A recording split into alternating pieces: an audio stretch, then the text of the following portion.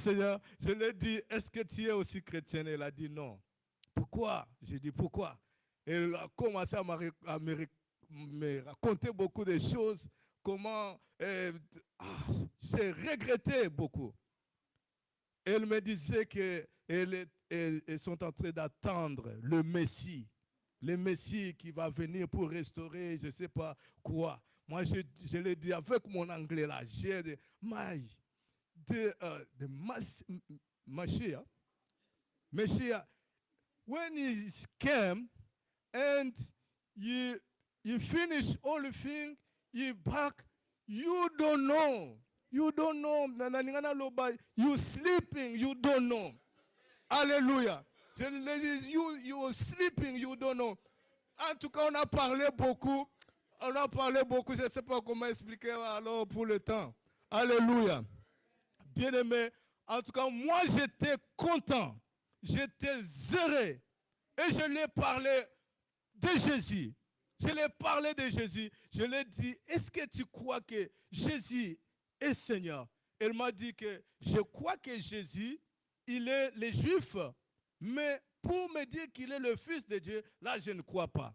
Moi, j'étais vraiment touché. Après, je lui ai dit, est-ce que tu crois qu'il était mort? Elle m'a dit oui, il était mort.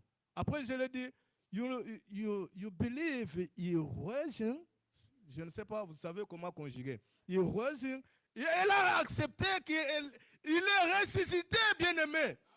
Il est ressuscité, mais elle ne croit pas qu'il est le Seigneur. Est-ce que vous pouvez comprendre la confusion? Et moi, j'étais heureux parce que moi, je crois en Jésus. Bien-aimé, les choses que nous prêchons ici, il est venu vers les siens ne l'ont point reçu. Je l'ai vu, c'est ça que l'Esprit était en train de me dire. Alléluia. Mais toi, tu es bien-aimé, tu es bien heureux parce que tu as reçu Jésus que tu n'as pas vu. Est-ce que tu crois?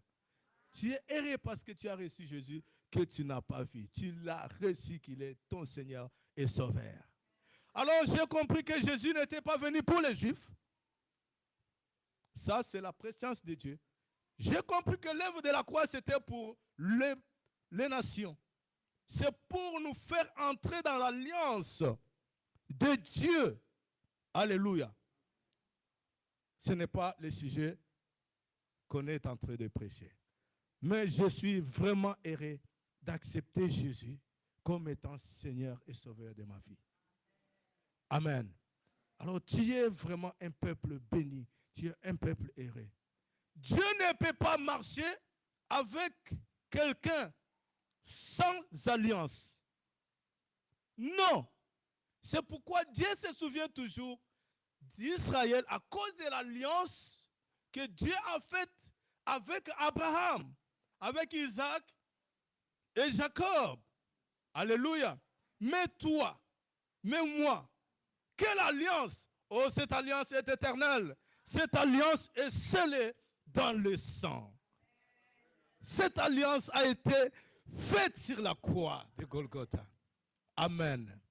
Elle est scellée dans le sang de l'agneau. J'aime ça. Amen. Alors, le thème est le réveil spirituel. Quand je vois le réveil spirituel, je vois encore, je quitte le réveil spirituel et je change, je vois quoi? Je vois la mort spirituelle. Donc, je parle de deux. Alléluia. Le réveil spirituel. Se réveiller, parce que la Bible nous parle de ça et nous sommes en train de évoluer en ce sujet-là. Le réveil spirituel. Alors, le réveil spirituel, je pense que Pasteur Camille nous a enseigné ce dimanche-là à ce qui concerne le réveil spirituel.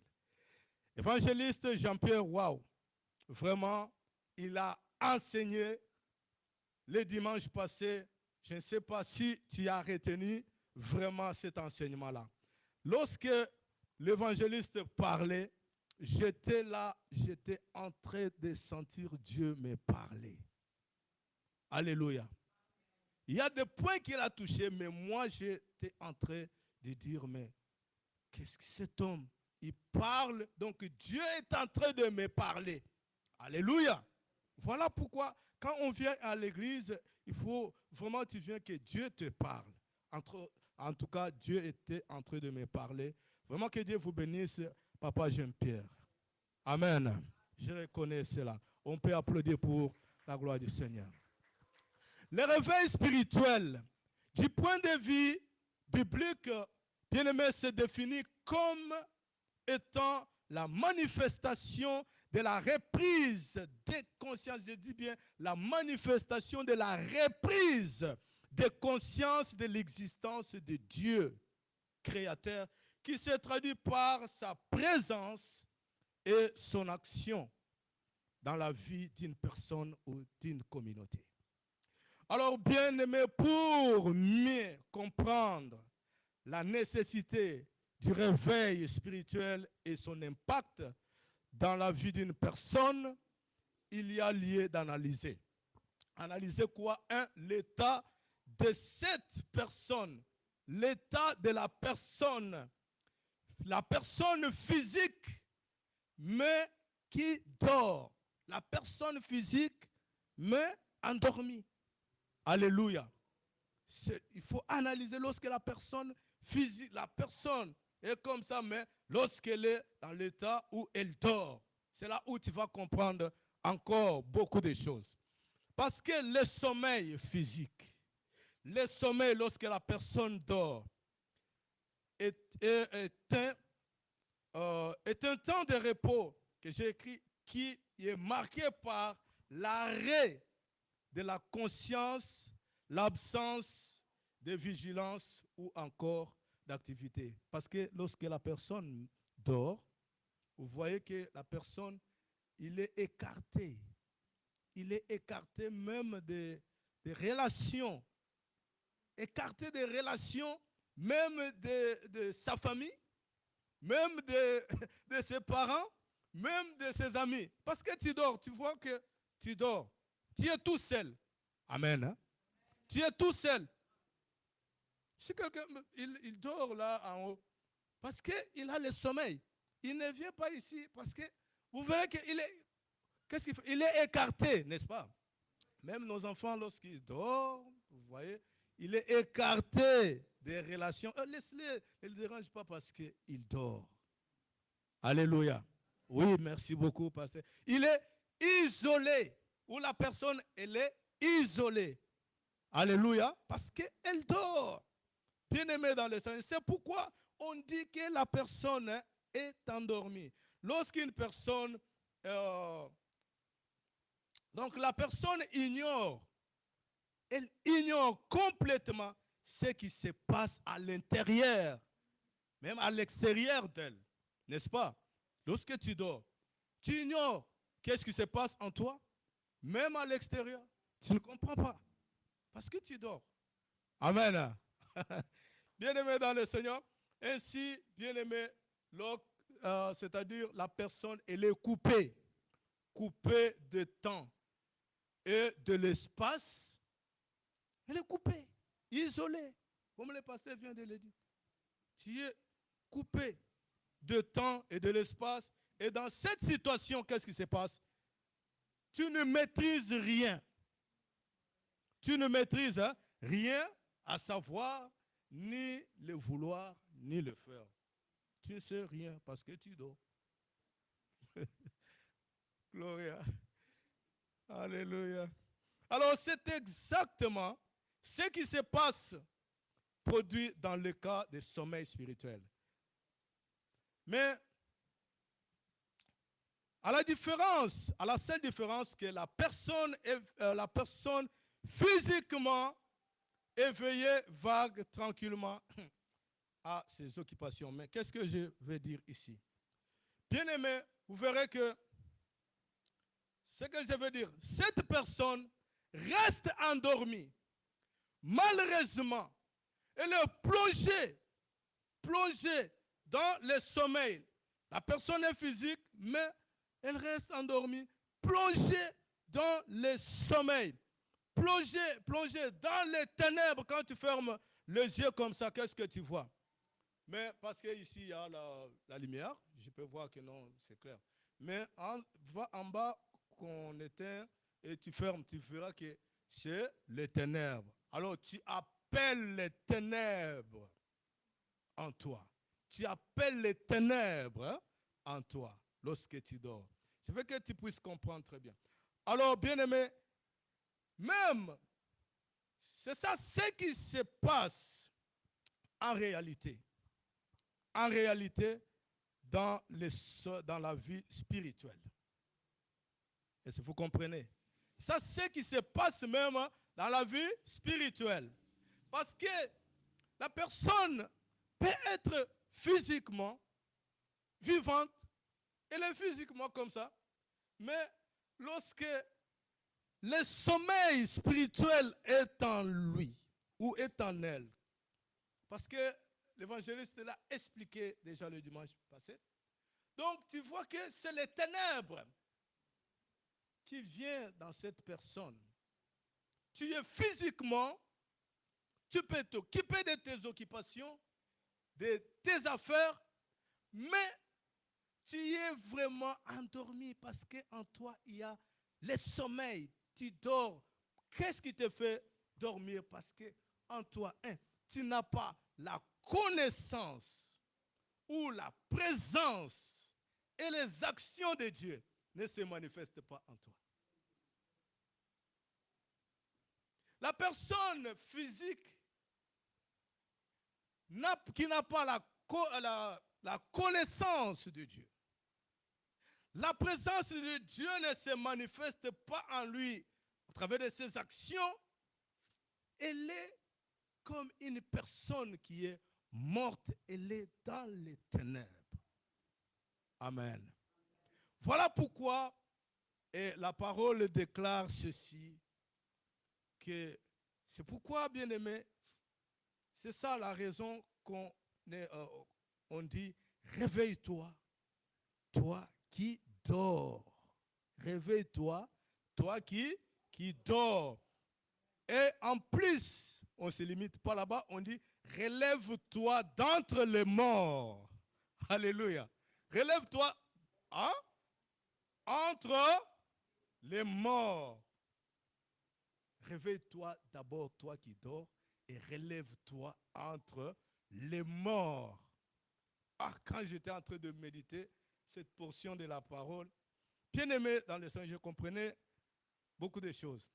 Alors en réalité, lorsque vous lisez cette parole que nous allons lire, Éphésiens chapitre 5, verset 14, on va nous projeter ici. Oui. Vous voyez? C'est pourquoi, c'est pour cela qu'il est dit, réveille-toi, toi qui dors, relève-toi d'entre les morts, et Christ t'éclairera. T'éclairera. Il y a beaucoup de choses, je comprends, et à cause du temps, on ne peut pas les parler.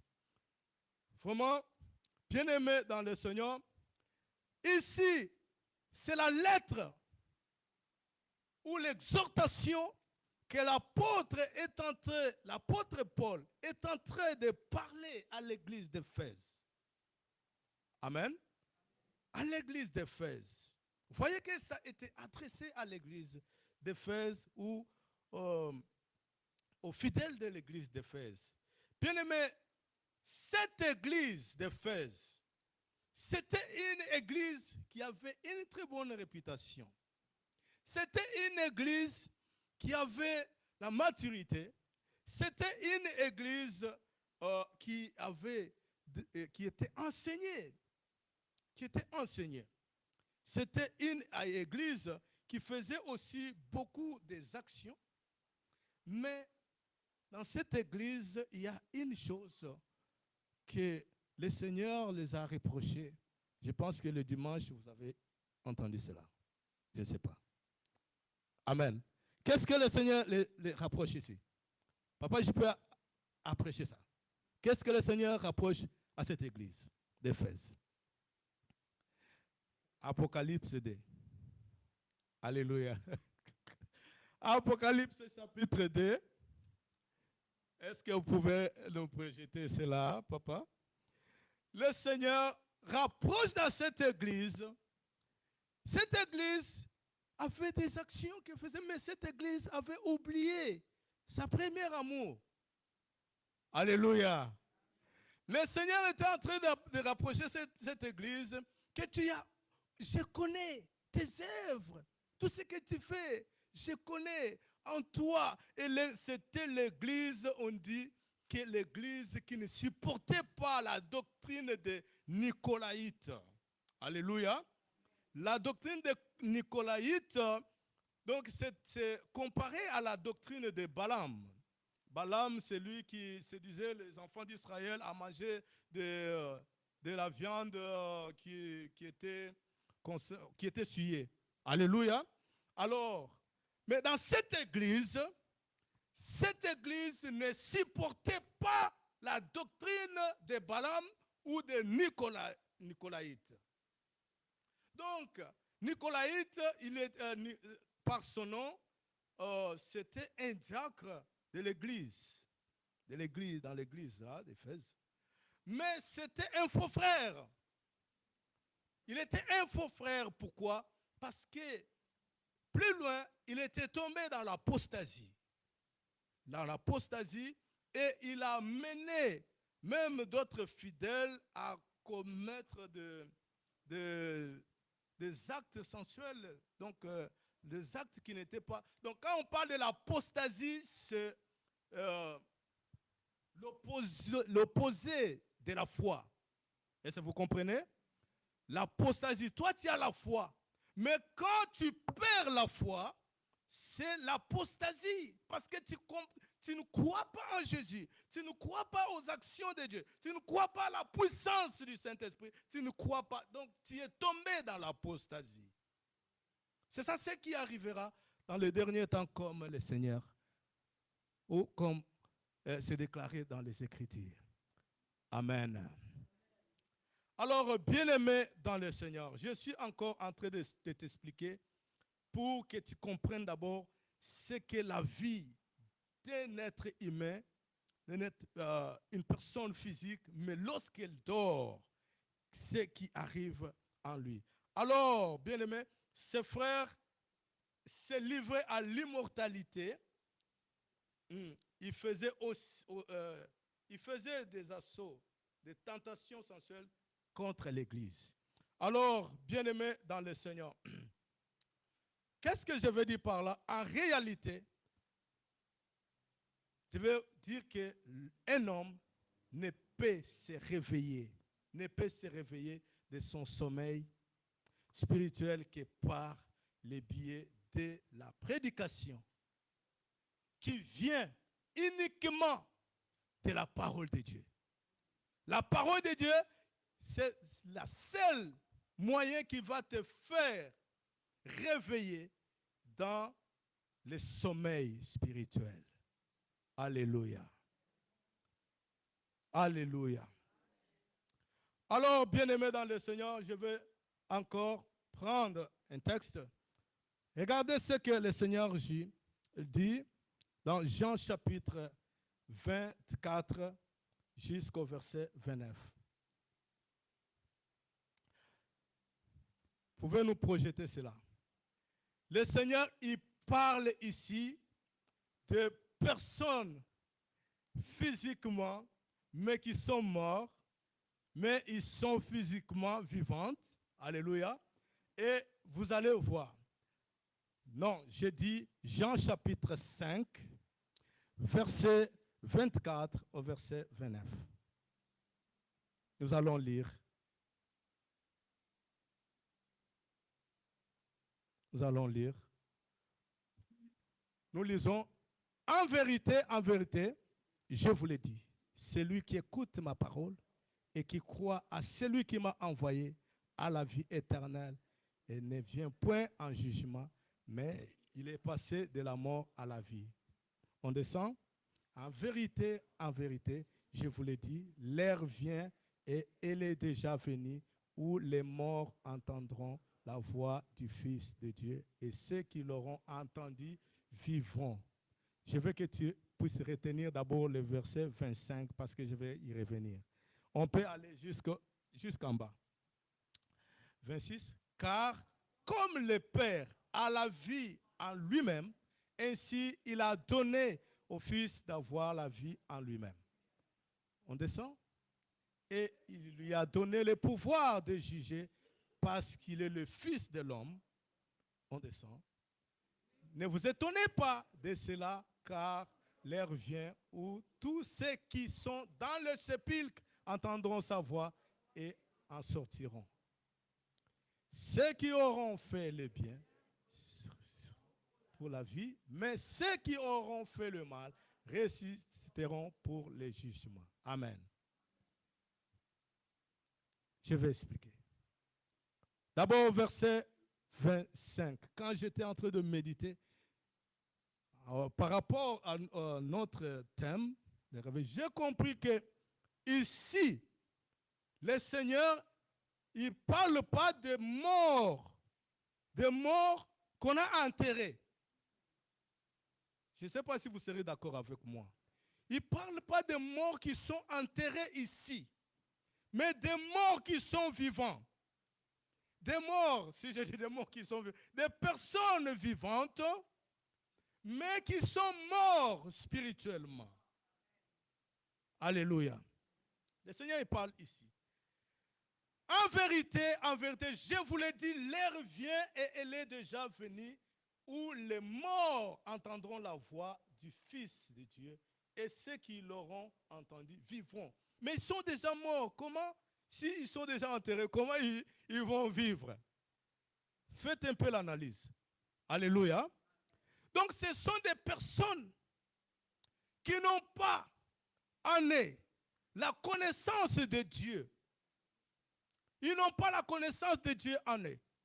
Ils sont morts spirituellement. Alléluia.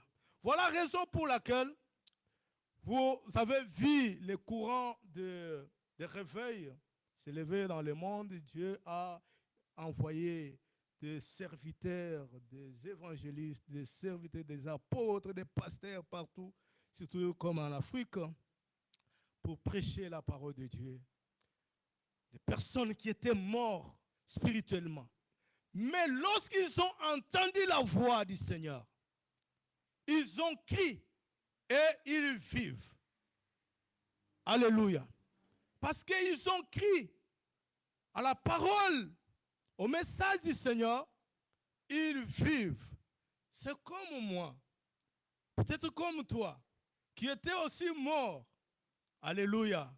Qui était aussi mort spirituellement. Mais lorsque tu as entendu le message, la parole de Dieu, te voilà, tu es vivant. Amen. Te voilà, tu es vivant. Ça, je fais l'exégèse sur ces versets. Alors, bien-aimés dans le Seigneur, pour dire qu'il y a des gens, il y a des personnes là, ils sont encore morts, mais ils ne sont pas dans le sépulcre, mais ils sont morts. Voilà pourquoi la parole de Dieu vient vers toi, mon frère, qui nous entend. La parole de Dieu vient vers toi, ma sœur. Alléluia. Pour que tu entendes et que tu crois au Seigneur Jésus-Christ comme étant Seigneur et Sauveur de ta vie, tu auras la vie. Amen. Tu auras la vie. Je vais descendre maintenant jusqu'au verset qui parle de sépulcre. Là, le Seigneur, il parle maintenant. Il dit, est-ce qu'on peut projeter là, que il dit encore, là, je vous dis en vérité, même ceux qui sont dans les sépulcres, vous voyez maintenant, là, il parle maintenant de ceux qu'on a enterrés. Enterrés. Et eux aussi, ils vont entendre la voix, sa voix. Et il dit bien, ils seront ressuscités. Vous avez compris quand même la différence. Ils seront ressuscités. Oh, bien-aimés, Vous allez voir d'autres personnes, il est tellement mêlé de ces situations de dette, les préoccupations, et il est préoccupé vraiment des problèmes, de dettes, je ne sais pas quoi. La meilleure décision pour lui, il va dire que non, je vais me suicider. Il va se suicider. Alléluia. Il va se suicider parce qu'il a trouvé que c'était une bonne décision pour lui. Allez, alléluia. Bien-aimé dans le Seigneur, laisse-moi te dire alors, même si tu prends la décision là, tu vas te suicider, mais tu penses que tu as fui les dettes, tu penses que tu as fui, je ne sais pas, tu seras. En plus, on va dire que son âme repose en paix. Ce n'est pas en paix. Ce n'est pas en paix. Alléluia. Parce que le Seigneur Dieu, ils entendront ma voix et ils ressusciteront. Ceux qui auront fait le bien ressusciteront pour la gloire de Dieu. Ils seront avec le Seigneur. Mais ceux qui auront fait le mal, ils ressusciteront pour le jugement. Même si tu...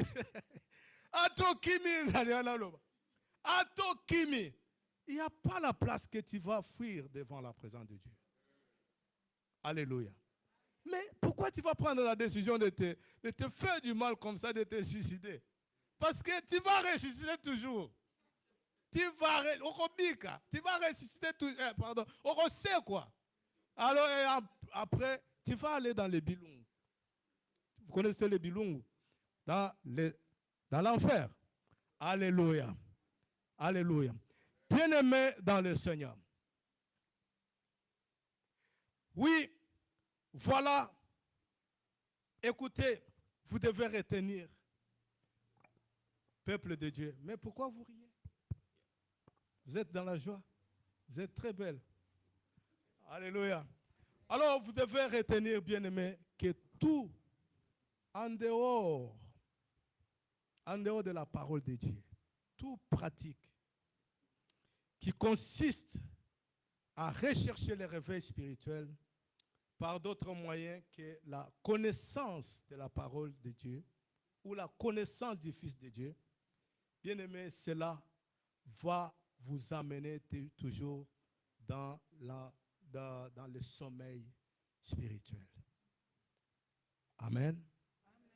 Là, je suis en train de parler parce que hier, on a parlé à ce qui concerne le truc de loge. Amen.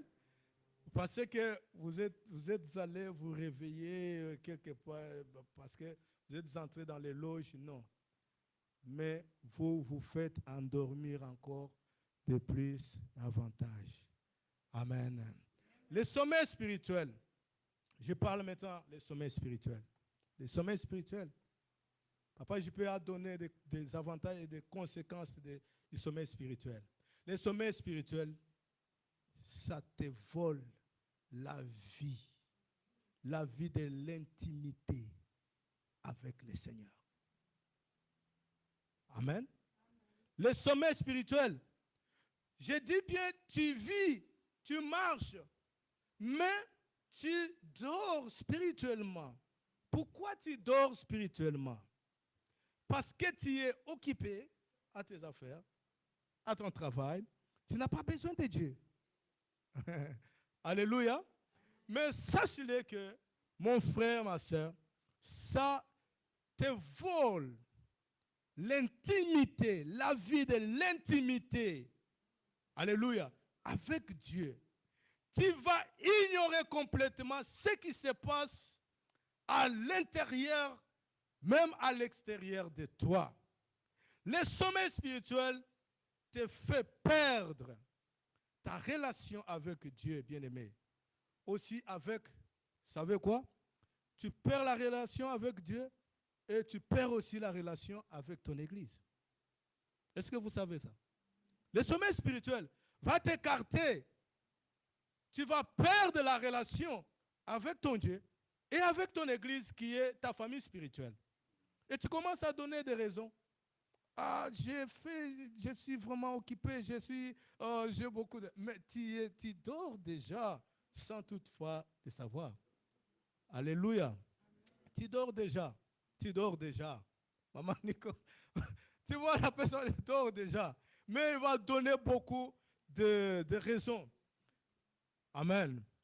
Tu vas perdre même le temps de parler avec Dieu.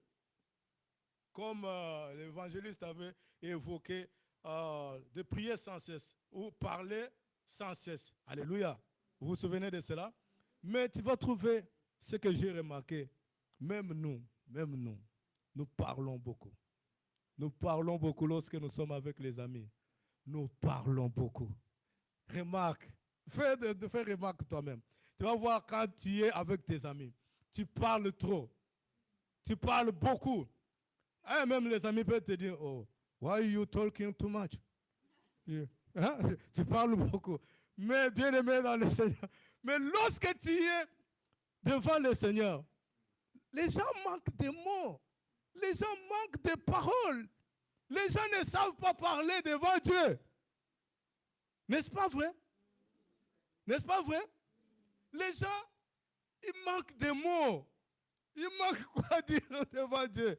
Mais lorsqu'il est avec ses amis, oh non, non, non, non. On dit ça en français, je ne sais pas si c'est quelqu'un qui parle beaucoup, on dit si c'est... Ah, pardon. Alléluia.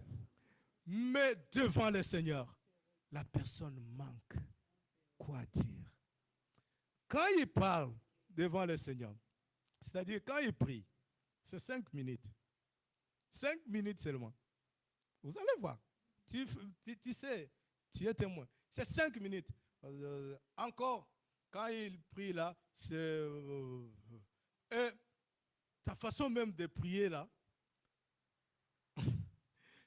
le diable il te voit comme ça. Il te voit comme ça et dit, yo, pendant, kende kola là. Après, yo pendant chama kela là. Après, va dormir. Hein? Le diable te dit, va dormir. Après, tu commences à sentir. Oh Seigneur. Tu pries, mais tu dors. Tu n'as pas de puissance. Tu n'as pas de puissance dans ta prière.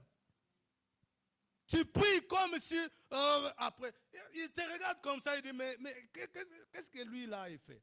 Il va dormir. Après, tu commences à, allez, tu vas dormir. Amen.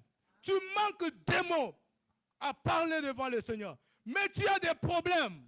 Quand tu as des problèmes, et tellement tu as essayé toi-même pour résoudre cela, tu n'as pas, depuis que tu as essayé, tu vois qu'il n'y a pas toujours la solution. C'est pourquoi les gens disent, dans cette église-là, ah, Dieu n'agit pas. Alléluia. Ils disent, Dieu n'agit pas dans cette église-là, il n'y a pas quoi, les gens... Le problème, ce n'est pas l'église. Je vais te dire, le problème, c'est toi. C'est toi qui dors. Tu dois te réveiller afin que Christ puisse t'éclairer. C'est toi qui dors. Tu ne sais pas même comment parler devant Dieu pour ton problème. Ton propre problème. Tu ne sais pas parler. Dieu te dit, parle. Ce n'est pas écrit dans Ésaïe. Parle toi-même pour ton problème. Parle toi-même. Tu n'arrives pas à parler. Tu prends seulement 5 minutes après, c'est tout. Si tu as parlé beaucoup devant Dieu, 30 minutes, il dit, il a beaucoup parlé. Mais je vais vous montrer un exemple que le Seigneur veut pour qu'on fasse. Alléluia. Quelqu'un qui dort déjà, est-ce qu'on peut les révéler quelque chose? Quand je dis dormir là, je vous amène dans le sommeil. Hein? Je ne vous conduis pas là-bas pour dormir dans le sommeil spirituel. Non, je vous explique le sommeil spirituel. Excusez-moi le terme. Que l'ennemi ne profite pas. Alléluia. Alors, je parle. Donc, quand quelqu'un qui dort là, on ne peut pas le révéler quelque chose. Là, vous verrez, dans le livre de Daniel, Daniel chapitre 4, verset 4 jusqu'au verset 9. Regardez. Moi, Nebuchadnezzar, vous pouvez lire. Moi, Nebuchadnezzar, je vivais tranquille dans ma maison et errais dans mon palais. Il dit, j'ai eu un songe qui m'a effrayé. Le pensée dont j'étais poursuivi sur ma couche et les visions de mon esprit me remplissaient d'épouvante. J'ordonnais qu'on fît venir devant moi tous les sages de Babylone afin qu'ils me donnassent l'explication du songe. Alors vinrent le magicien, les astrologues, les chaldéens et les devins. Je leur dis les songes et ils ne m'en donnèrent point l'explication. En dernier lieu, se présenta devant moi Daniel, nommé Belteshazzar, d'après le nom de mon Dieu, et qui a en lui l'esprit de Dieu saint, je lui dis les songes. Belteshazzar, chef des magiciens, qui a en toi, je le sais, l'esprit de Dieu saint, et pour qui aucun secret n'est difficile. Donne-moi l'explication des visions que j'ai eues en songe. Amen. Mais je vais vous conseiller d'aller lire ces chapitres. Vous allez comprendre. Vous allez comprendre le grand mystère. Les rois là, Nebuchadnezzar, il était élevé par Dieu. Il était grand. Mais lorsque le roi, son cœur a commencé à monter, ses pensées, il est devenu orgueilleux à cause de la gloire. Il ne sait pas comment se maîtriser. Il est dans la gloire et il a commencé à regarder et dit, mais regarde cette ville que je bâtis là-bas, la grande Babylone. Oh, c'est pas mes pauvres forces que je bâtis cette ville. Oh, je suis roi, je suis grand. Alléluia. Après, il a eu les songes. Le Seigneur l'a parlé. Vous allez comprendre qu'il a parlé sous forme de figure de style. Alléluia. Mais il n'a pas compris.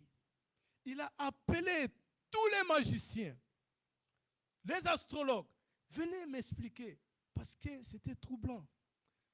Bien-aimé, personne n'a pu lui donner l'explication du songe. Je vais vous dire une chose ici. Pourquoi ces astrologues-là n'ont pas pu? Parce que c'était d'abord les gens qui dormaient. Ils étaient déjà dans le sommeil spirituel. Alléluia. Et ils dormaient. Ils n'avaient pas la connaissance, la présence de Dieu. Même les actions de Dieu ne se manifestaient en eux. Comment ils pouvaient révéler la chose qui était dans les songes et qui dormait déjà? Comment ils pouvaient révéler cela? Alléluia. Alors, il a fallu qu'une personne qui est réveillée, c'est un mystère, qui est réveillée, qui peut comprendre cela et donner l'explication, c'est l'homme de Daniel. Et Daniel, voyez, quand je disais que le sommeil spirituel t'écarte de Dieu, de ton intimité avec le Seigneur. Et Daniel était le bien-aimé de Dieu. Daniel, c'était quelqu'un qui priait. Il priait le matin, le midi, le soir. C'était ça. Il avait l'intimité avec le Seigneur. Comment le Seigneur ne pouvait pas lui révéler quelque chose qui était caché? Amen. Après, les rois étaient étonnés. Vraiment, pourquoi cela? Bon. Mais les astrologues n'ont pas donné l'explication. Il a appelé Daniel. Daniel, lorsqu'il est venu, avec l'Esprit de Dieu. On dit qu'en Daniel, il y avait l'Esprit de Dieu vivant. En Daniel, il y avait l'Esprit supérieur. C'est le Saint-Esprit. Alléluia. Alors le Saint-Esprit nous révèle des choses que même si c'est caché, il te révèle, même dans ta maison, même dans ta propre vie. Bien-aimé dans le Seigneur, voilà pourquoi tu dois prier. Et moi, je fais toujours cette prière. Je dis que le Saint-Esprit me révèle vraiment ce que je suis vraiment. Alléluia. Ce que je suis. Qu'est-ce qui est en moi? Vraiment que je ne connais pas. Mais toi, tu connais, que tu peux me révéler. Et le Saint-Esprit te révèle ta vie. Toi, ta vie. Il te fait voir ta vie comme dans le miroir. Tu te vois, c'est toi. Ce que tu fais, tes actions. Alors, Daniel, il est arrivé à révéler cela parce qu'il avait l'intimité avec le Seigneur. Quand tu as l'intimité avec le Seigneur, bien-aimé dans le Seigneur, tu es réveillé, tu es avec le Seigneur. Alléluia. La vie de prière, on peut te voler et tu dors spirituellement. Je vais aller vite ici encore à cause de notre temps. Matthieu chapitre 26, verset 40 jusqu'au verset 45. Là, je dois lire et vous allez suivre. Matthieu chapitre 26.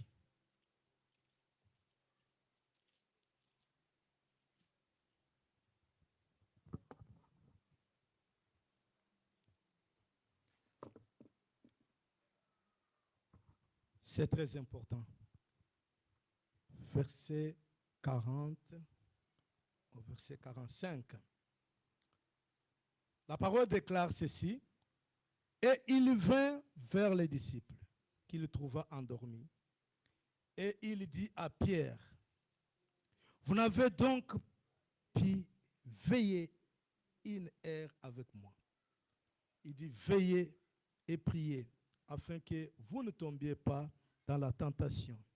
L'esprit est bien disposé, mais la chair est faible.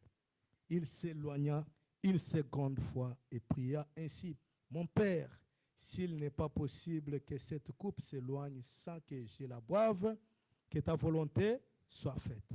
Il revint et les trouva encore endormis, car leurs yeux étaient apaisantis. Il les quitta et s'éloigna. Il pria pour la troisième fois, répétant les mêmes paroles. Puis il alla vers ses disciples et leur dit, vous dormez maintenant et vous reposez. Amen.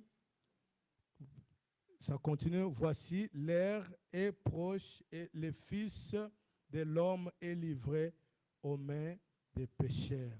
Levez-vous, allons, voici ce qui me livre s'approche. Amen. Alléluia. Bien-aimé ici, Daniel, c'était un homme qui était un homme de prière. Voilà, étant un homme de prière, Dieu l'a révélé les secrets qui étaient cachés pour le roi Nebuchadnezzar. Le roi Nebuchadnezzar, toutes les paroles qui étaient prononcées par l'Éternel, que Daniel avait révélées, pour lui c'était accompli. Parce que Dieu était en train de parler pour Nebuchadnezzar, à cause de ton orgueil, Dieu va te chasser de ton royaume. Il a chassé du trône, mais il a gardé le royaume, mais il a chassé du trône. Alléluia. Après, donc Dieu lui a donné le cœur d'animal. Il est parti, il a commencé même à manger des herbes. Pendant 7 ans, même ses ongles étaient devenus trop longs comme ça, comme celles des oiseaux. Le roi, toutes ces paroles-là, c'était accompli. Dieu avait révélé les secrets à Daniel et c'était accompli. Alors ici, je vais parler d'un homme de prière. Parce qu'un homme de prière, c'est quelqu'un qui est réveillé. Ici, comme vous le savez, c'est le Christ. Le Christ était vers la fin de sa mission. Il a fallu maintenant qu'il soit livré pour qu'il soit crucifié. Alors, Ce n'était pas vraiment la peur, mais c'était un combat. Alors, il a pris Jean, Jacques et Pierre. Il les a emmenés quelque part pour prier ensemble. Il les a dit, restez ici et moi je vais prier. La parole déclare, il s'est éloigné un peu pour aller prier. Et il a prié. Il a prié, il a prié, il a prié. Il a prié. Après, il est revenu. Il est revenu vers eux. Il les a trouvés quoi? En train de dormir. Alléluia. En train de dormir. Après, il a regardé et dit, mais Pierre, pas même 1 heure du temps. Alléluia. Pas même 1 heure du temps, Papa Germain. Pas même 1 heure du temps. Tu n'as pas pu même résister. Amen. Amen. Combien entre nous résistent au moins 1 heure du temps dans la prière? Gloire à Dieu, Maman Micheline. Alléluia. C'est très important. Parce que la prière, tu parles à Dieu. Et Dieu te parle. Tu parles avec le Seigneur. Il t'écoute. Et même pour ton problème, bien-aimé, je dis, même pour ton problème.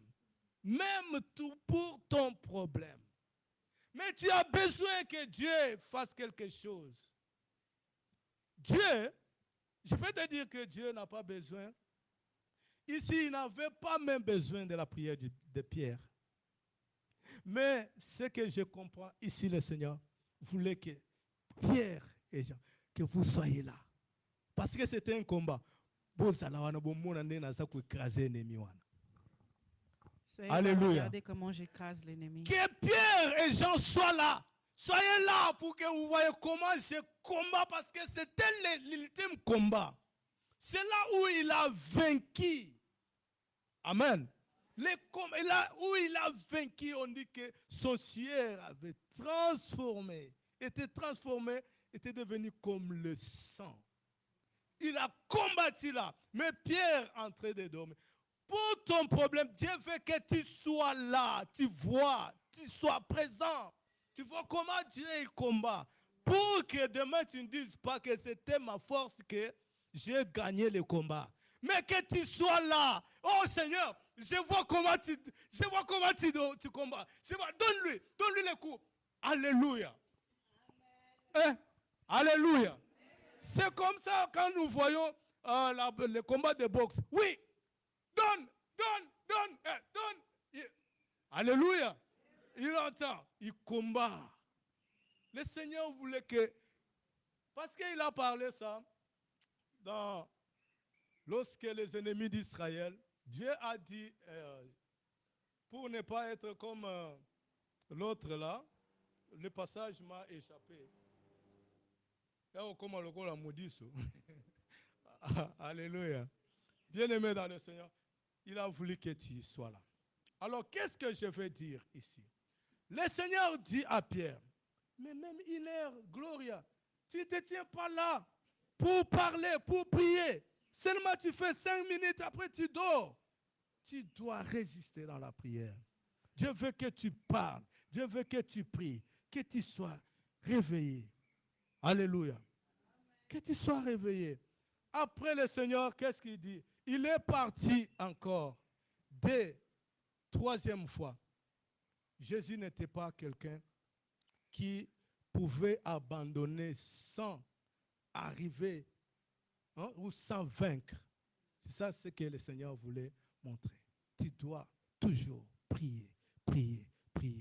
Mais toi, pour ton problème, seulement tu as prié peut-être un jour ou quelque temps, c'est fini.